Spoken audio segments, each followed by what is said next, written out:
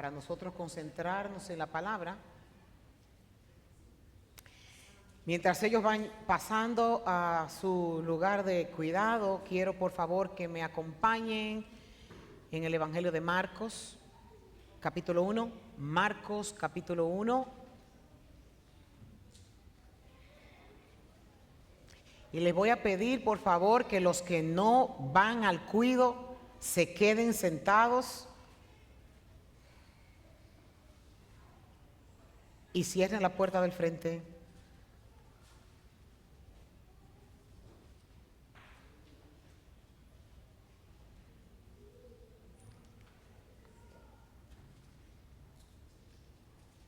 Marcos, capítulo 1.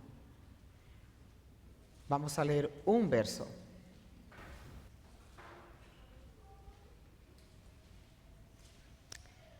Dice el Señor Jesús: por fin, el tiempo prometido por Dios, anunciaba Él. El reino de Dios está cerca. Arrepiéntanse de sus pecados y crean la buena noticia. Buena noticia. Dice Reina Valera: arrepiéntanse de sus pecados y crean en el Evangelio. Vamos a orar. Señor, en esta tarde nosotros te damos gloria, honra, alabanza y adoración. Te damos, Señor, el honor que solamente tú mereces. Hoy es el día de salvación y yo te ruego en el nombre de Jesús que tu Santo Espíritu nos convenza y nos ayude. Me refugio en Jesucristo, en la cruz, en su sangre. Hoy soy más débil que nunca y tú serás más fuerte. Porque por los méritos de Jesucristo, Señor, nosotros te imploramos que así sea. Gracias, Padre. Amén y amén. Pueden tomar asiento. ¿Saben que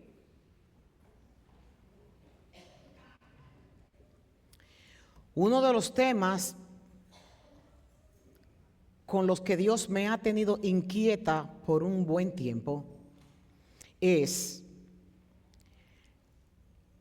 la superficialidad del Evangelio en nuestros tiempos? Estaba escuchando unas estadísticas en donde dicen que este es el tiempo donde más cristianos hay en toda la historia del cristianismo. Pudiéramos decir, gloria a Dios. Qué bueno.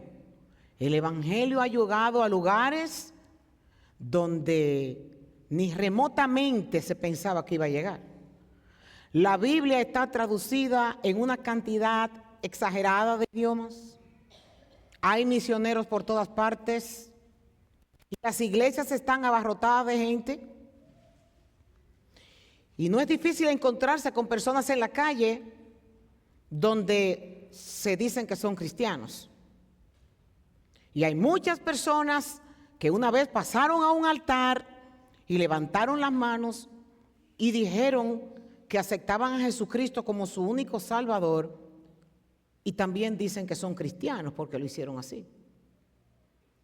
Ahora bien, lo que el Señor me ha estado mostrando en estos últimos meses es un cristianismo irreal y muchas gentes visitando iglesias, llamándose cristianos, que no lo son.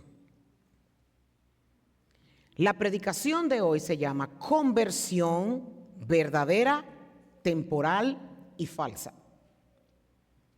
Y quise tener algunos de los argumentos de las últimas clases que nosotros hemos estado dando de este tema, porque no todos vienen al estudio.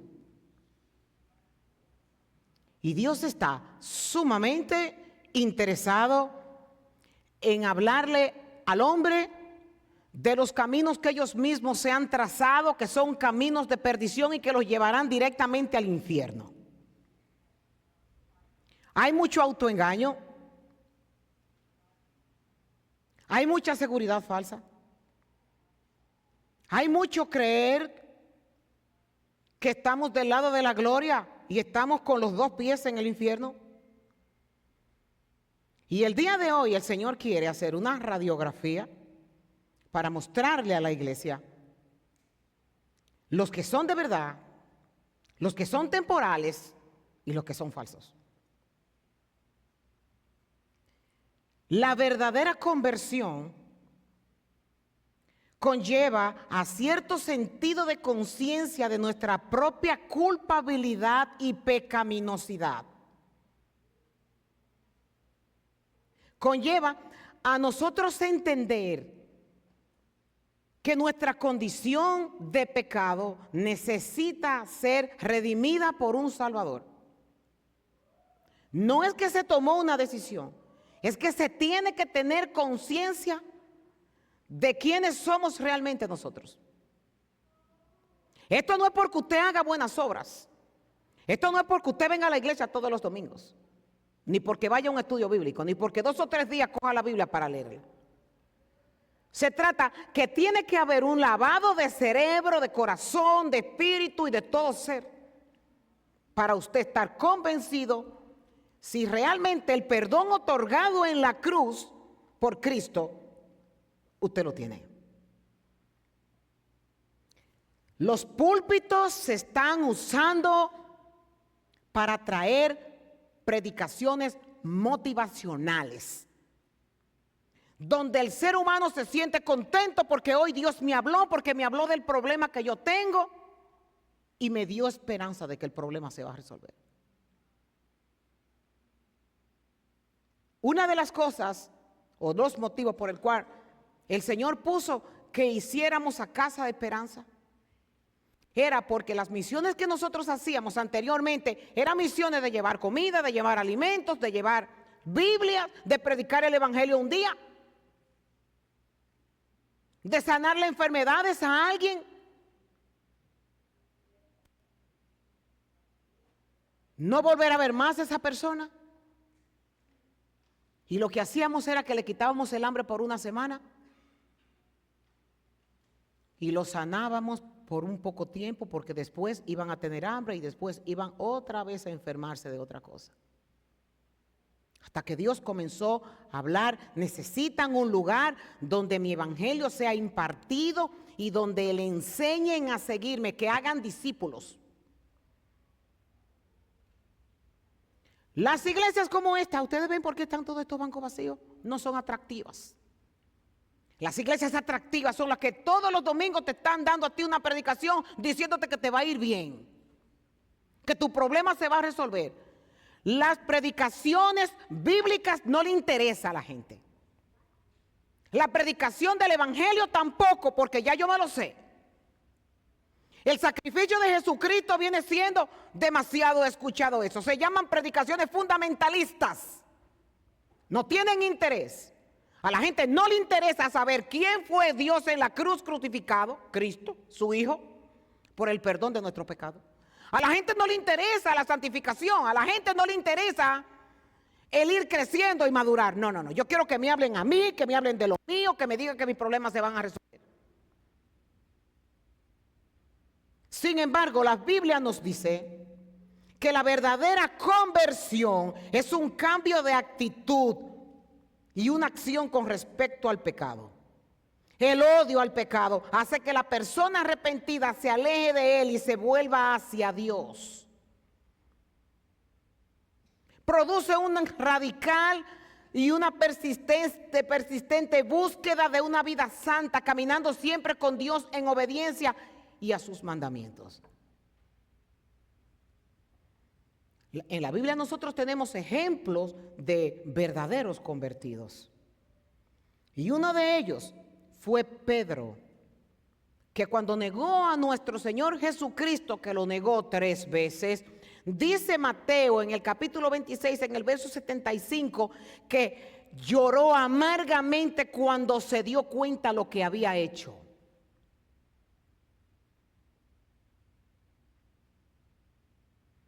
Aquí la gente lo que hace es que llora, pero no llora por el pecado, llora por lo que le hicieron.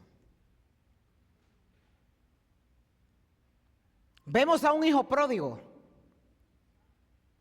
que dice Lucas que cuando entró en razón, él se dijo a sí mismo: volveré a la casa de mi padre y le diré: Padre, he pecado contra el cielo y contra ti. La palabra convertido significa eso mismo, volverse a Dios. La mujer pecadora que nos describe Lucas en el capítulo 7, en el verso 38, dice que llorando se arrepintió detrás de los pies de Jesús, y sus lágrimas cayeron sobre los pies de Jesús, y ella los secó con sus cabellos y no cesaba de besarle los pies y le ponía perfume. ¿Pero por qué lloraba ella?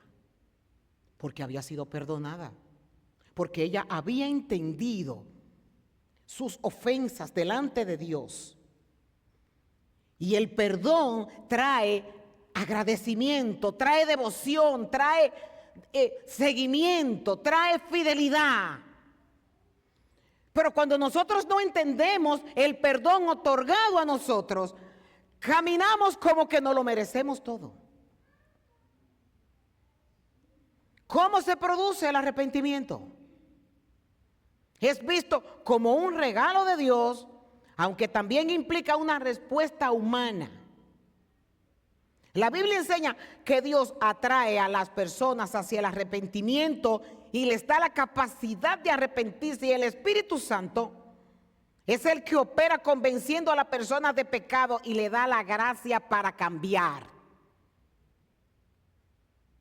Es imposible a una persona convertida que siga igual. Segunda de Timoteo dice en el capítulo 2, verso 25-26, el apóstol Pablo diciéndole a Timoteo: instruye con ternura a los que se oponen a la verdad. Tal vez Dios le cambie el corazón y aprendan. Entonces van a entrar en razón y escaparán de la trampa del diablo, pues él los ha tenido cautivos para que hagan lo que él quiere. Si usted no siente que se ha arrepentido, pídale a Dios. Pídale a Dios. La conversión es la transformación completa y duradera de la vida de una persona hacia Dios, acompañada de un compromiso renovado en su enseñanza.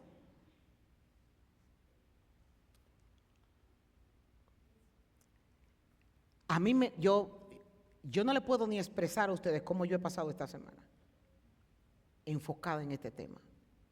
Yo que pastoreo y conozco humanamente el corazón de los que pastoreo, me duele en el alma, grandemente me duele en el alma.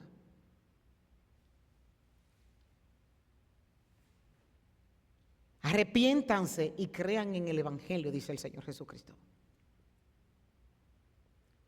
¿En qué consiste el verdadero arrepentimiento o la conversión? En dos cosas: en la muerte del viejo hombre y la vida del nuevo.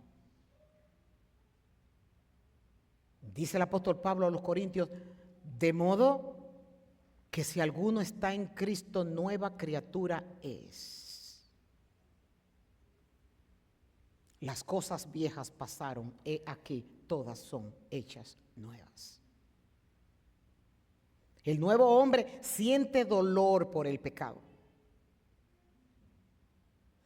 Nos hace odiarlo y apartarnos para siempre. Hay un teólogo se llama el teólogo de todos los tiempos, se llama Agustín de Hipona. Y Agustín de Hipona, antes de convertirse, era un hombre mundano. Era un hombre que le gustaba la diversión, que le gustaba, pudiéramos poner en un lenguaje de ahora, le gustaba la calle. Le gustaban mucho las mujeres. Y dice que cuando Agustín ya estaba viejo, viejito ya, volvió a su tierra y se encontró con una viejita. Y la viejita le dice: Agustín, Agustín, soy yo, fulana. Y Agustín salió corriendo. Y salió corriendo, Agustín. Y él le decía, pero no soy yo. Él no era el mismo. Ese no soy yo, le dijo a ella. Hay una conversión genuina. Y esto nosotros lo podemos leer en el Salmo 51, en una descripción de David cuando pecó y se arrepintió delante del Señor por el pecado que había cometido y dijo, Dios mío, tú eres todo bondad.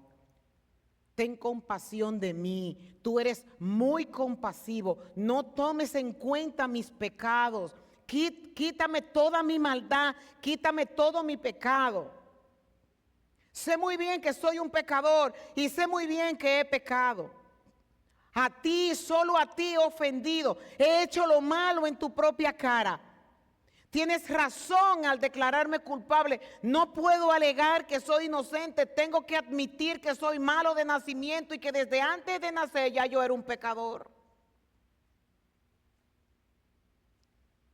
El concepto que nosotros tenemos es que no necesitamos venir delante de Dios declarando eso que somos por dentro. Pero hay una conversión que es temporal, que no es una conversión genuina. Y en el capítulo 6 de Juan, quiero que me acompañen, por favor. Juan capítulo 6, nosotros vemos a gente que corría tras Cristo como resultado del milagro de alimentar 5,000, de haberle dado comida, de haberle dado pan y haberle dado pescado. Y corrían tras Cristo.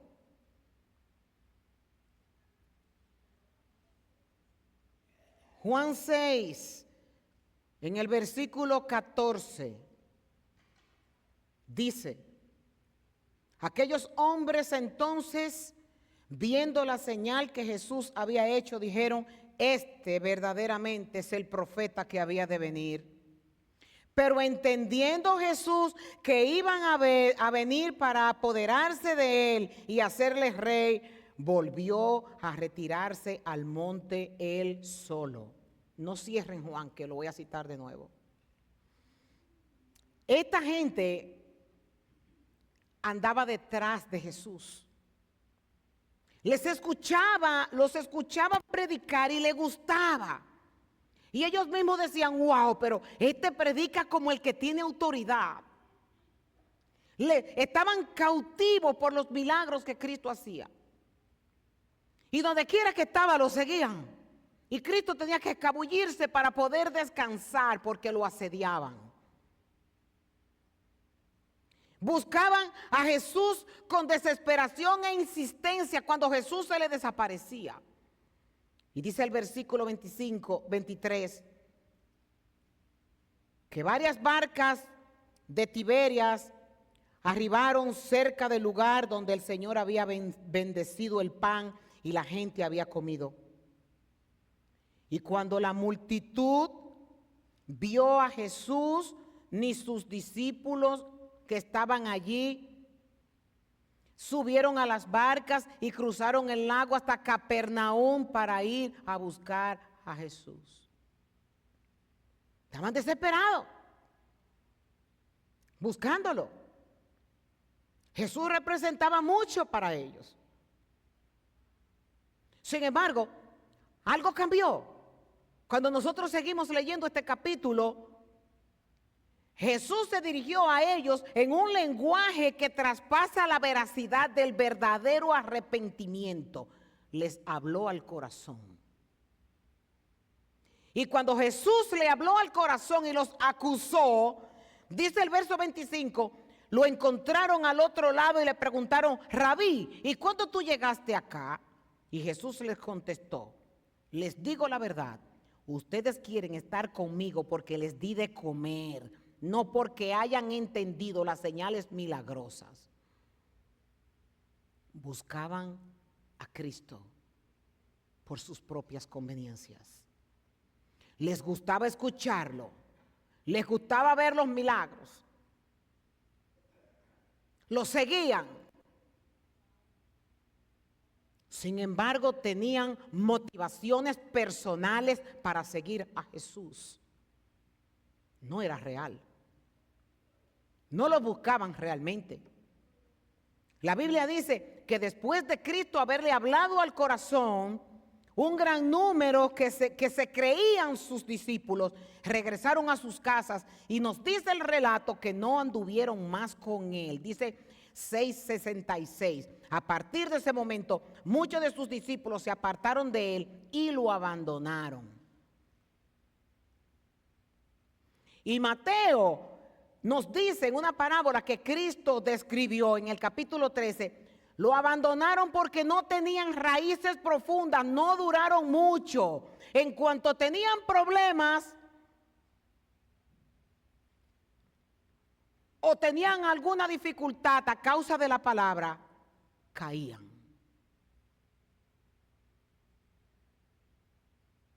Esos hermanos que se disgustan de todo y cuando se disgustan que dejan de ir a la iglesia. Miren, mis amados hermanos, aquí lo está hablando. Esos hermanos que le buscan la quinta pata al gato para decir que la iglesia es esto, que la iglesia es el otro, que se viven quejando, que viven poniéndole defecto a la iglesia, y que la iglesia debería de hacer esto, y que la iglesia debería de hacer el otro, y que si funcionara esto, y que mi iglesia funcionaba así, que aquí debería de funcionar así. Dice el Señor Jesucristo, no tienen raíces profundas. También tenemos lo que es la falsa conversión.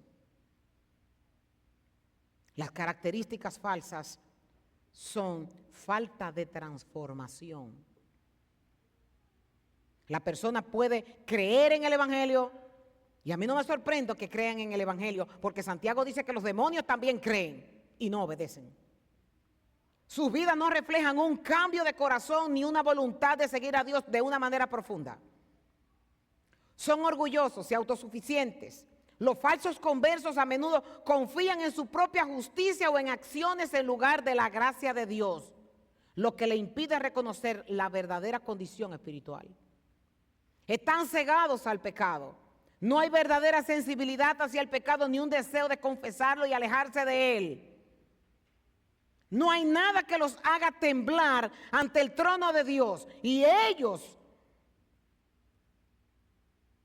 van camino al infierno creyendo que son fieles servidores de Jesucristo.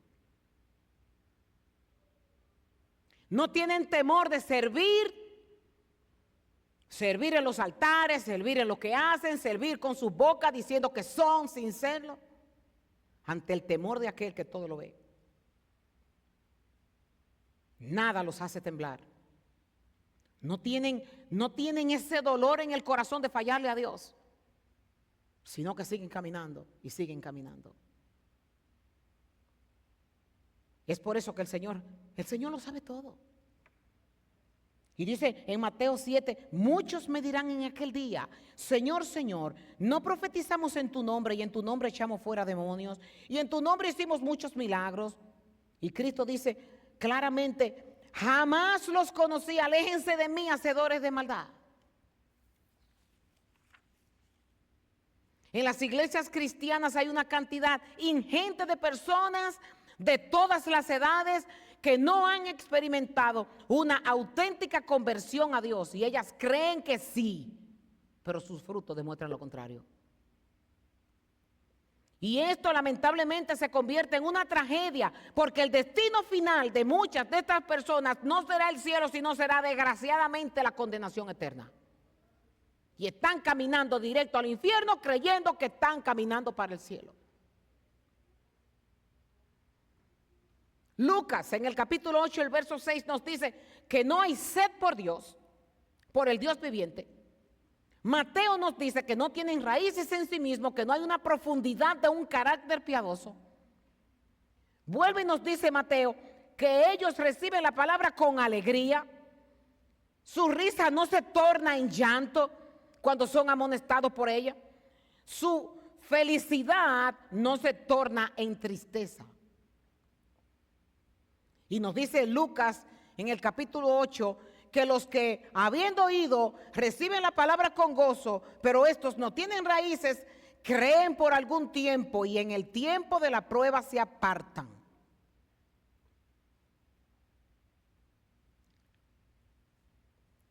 Esto está más difícil de lo que ustedes lo están escuchando. Esto es serio.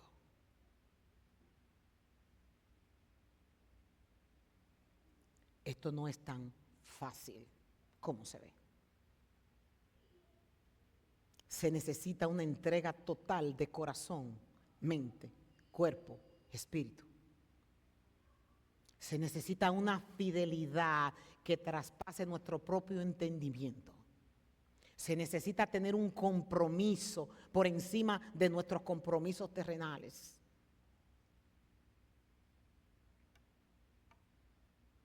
Los convertidos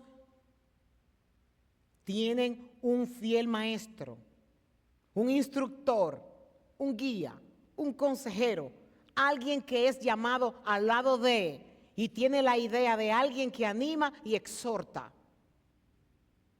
Ese es el Espíritu Santo. El Espíritu que Él nos ha hecho morar, nos ha hecho morar en nosotros, dice, nos anhela celosamente, dice Santiago. Por lo pronto no es verdad que una persona realmente convertida, convencida por el Espíritu Santo, va a tener el tipo de vida que tenía antes. Va a venir a estar hablando mentiras. Jamás, eso es mentira. El Espíritu Santo no puede convivir con un mentiroso. No es verdad.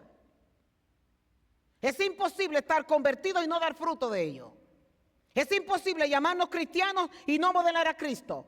Es imposible amar el mundo y decir que amamos a Cristo. Es imposible alimentar la carne y no al Espíritu.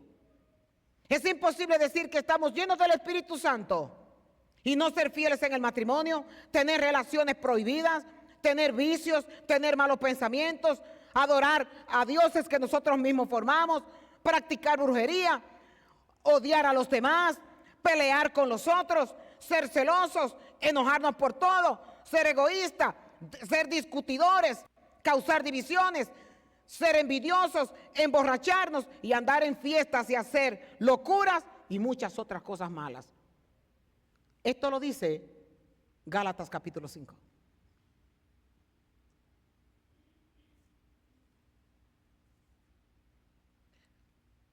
Los tiempos están difíciles. Y una de mis guerras en esta semana ha sido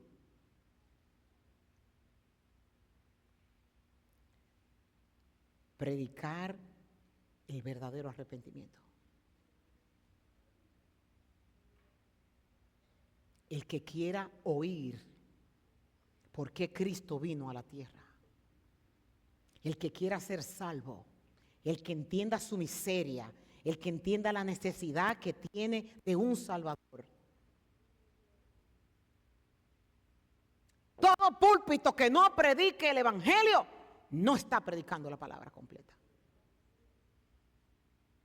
El que se encarga de andar buscando milagros para traerlo a la iglesia, para tener a la iglesia contenta, definitivamente no está predicando el Evangelio.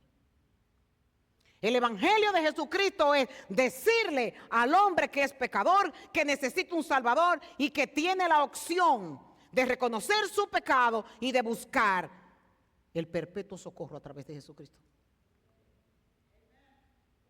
Hay mucha gente aquí que no está convertida. Mucha. Que apenas dice, tengo tantos años en la iglesia, pero no está convertida.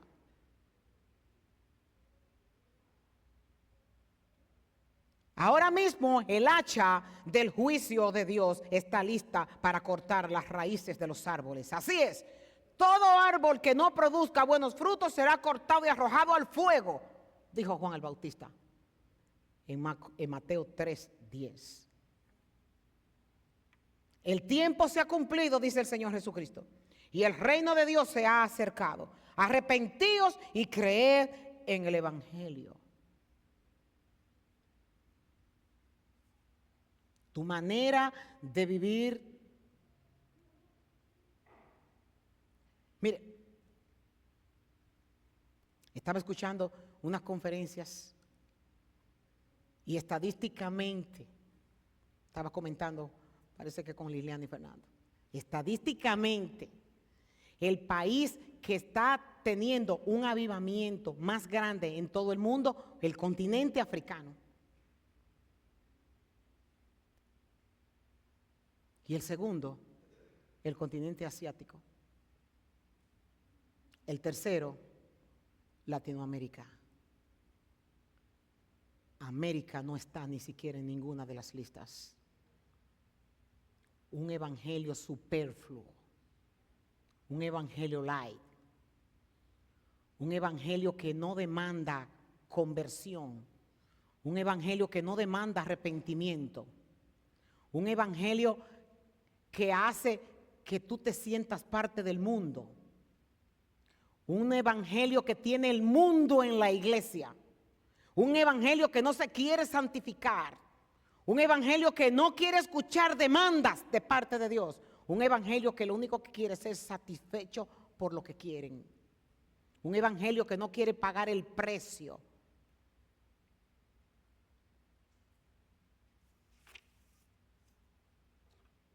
Yo le pido al Espíritu Santo que convenza al que está aquí si realmente sus caminos son los caminos de Dios, si realmente sus caminos son caminos que los van a llevar al cielo.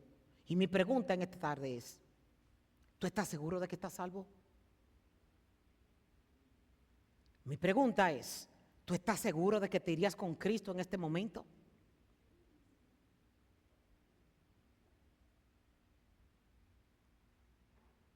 Mi pregunta, ¿estás totalmente convencido de que estás convertido?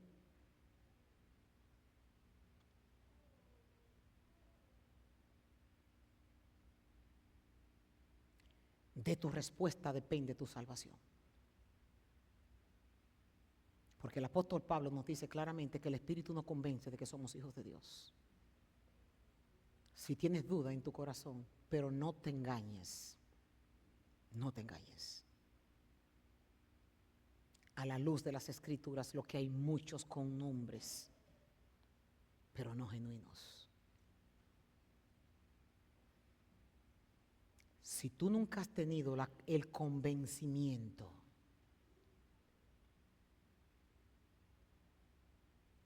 hoy es el día de salvación. Hoy es el día de tú decirle al Dios Todopoderoso que tú necesitas un Salvador, que tú necesitas que todos tus pecados sean borrados y que tú necesitas al Santo Espíritu de Dios que te conduzca a ser santo, porque Dios es santo. No te engañes a ti mismo. Yo voy a orar. Si tú quieres hacer esta oración conmigo, hoy es el día. Los jóvenes, no se crean ustedes que porque vienen a la iglesia son salvos. Para ser salvos hay que arrepentirse. Para ser salvos hay que entender la condición de pecado en la que se vive. Salvado no es aquel que viene a la iglesia porque el Padre lo trae. Cada quien va a tener que tomar su propia responsabilidad delante del trono de la gracia para asumir que necesita salvación. Si hoy el Espíritu Santo ha tocado tu corazón y tú quieres ese regalo de salvación, hoy es el día de salvación para ti.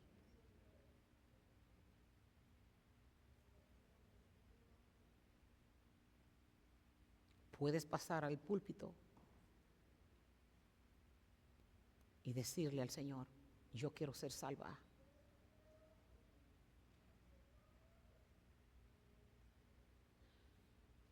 Analiza bien de ahí de donde tú estás, porque este mensaje es para los que son salvos, para los que Dios está llamando. Este mensaje para todo aquel que no había entendido el Evangelio, para todo aquel que no está seguro de su salvación. Y Dios te está llamando el día de hoy. Dios quiere que tú seas responsable y que hoy tú le pidas a Dios que necesitas un Salvador. Que hoy sea el día que tú digas, me convertí hoy. No lo había entendido, pero hoy lo entendí. Necesito un Salvador porque soy pecador.